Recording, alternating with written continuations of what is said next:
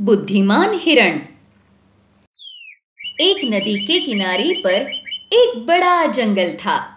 उस जंगल में एक बहुत ही खूबसूरत हिरण रहता था। वह हिरण उस जंगल में पत्ते और फल खाता था और अच्छे स्वास्थ्य के साथ खुश रहता था। हर रोज की तरह वह हिरण एक पेड़ के पास कुछ फल खाने गया। तब उसे एक भालू दिखाई दिया। चूंकि पिछले 2 दिनों से भालू के पास पर्याप्त भोजन नहीं था, तो भालू को देखकर ऐसा लग रहा था कि हिरण उसके लिए अगले 1 हफ्ते तक का भोजन बन सकता है। उस भालू को देखने के बाद हिरण बेचारा घबरा गया और हिरण ने उससे बचने के बारे में सोचना शुरू किया। हा, एक लंबे समय के बाद मुझे अच्छा खाना मिला है।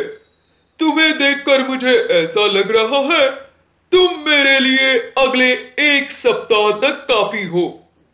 तुम मुझसे बच नहीं सकते हो और तुम मुझसे लड़ भी नहीं सकते हो, क्योंकि कई बड़े जानवरों ने मेरे साथ लड़ाई कर अपनी जान गंवा दी है और वो मेरे भोजन बन गए हैं। अब तुम्हारी बारी है। तब उस हिरण ने अपनी जान बचाने की सोची और उसने भालू को कुछ इस तरह का जवाब दिया। 1 मिनट मेरे प्यारे भालू, आपने जो कहा है वह सही है कि मेरे पास पर्याप्त ताकत नहीं है कि मैं आपसे लड़ सकूं। मुझे बचाने के लिए इस जंगल में मेरा कोई मित्र भी नहीं है। अकेले जीवन व्यतीत करने से बेहतर होगा कि मैं आप जैसा क्रूर भालू का भोजन बन जाऊं। लेकिन मेरा एक छोटा सा अनुरोध है। वो क्या है? आप मुझे वहां ना मारें। मेरा पीछा कर मुझे पकड़ कर खाएं। फिर सबको लगेगा कि आपने मेरा पीछा करके मेरा शिकार किया है। क्या तुम्हें लगता है कि ऐसी कहानी सुनकर तुम मुझसे बच सकते हो? ऐसा नहीं है। तुमसे बचना मेरे लिए तो असंभव है। बस अब मुझे देखो, मैं सिर्फ उस पेड़ तक ही भागूंगा। हिरण की बातें सुनने के बाद भालू को विश्वास होने लगा और उसने हिरण के अनुरोध को स्वीकार कर लिया।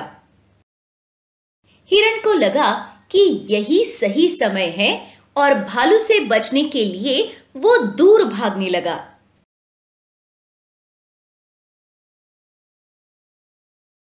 हिरण के पीछे भालू ने दौड़ना शुरू किया। कुछ दूर दौड़ने के बाद हिरण ने सामने 2 बड़ी चट्टानें देखी। उन 2 चट्टानों के बीच भागने के लिए हिरण के लिए केवल छोटा अंतराल है।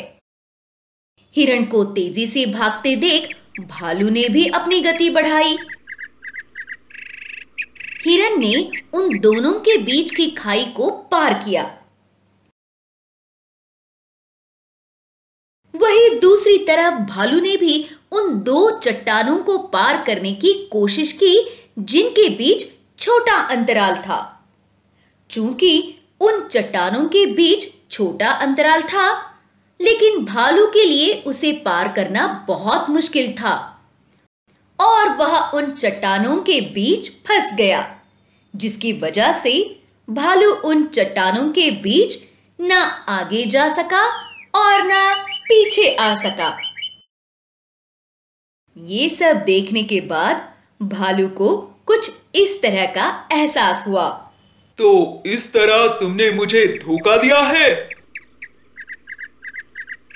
आपने मुझे अपने ताकत से मारने की कोशिश की, लेकिन मैंने अपनी बुद्धिमत्ता से अपने आप को बचाया। ये कहकर हिरण वहां से चला गया। कैसी है ये कहानी?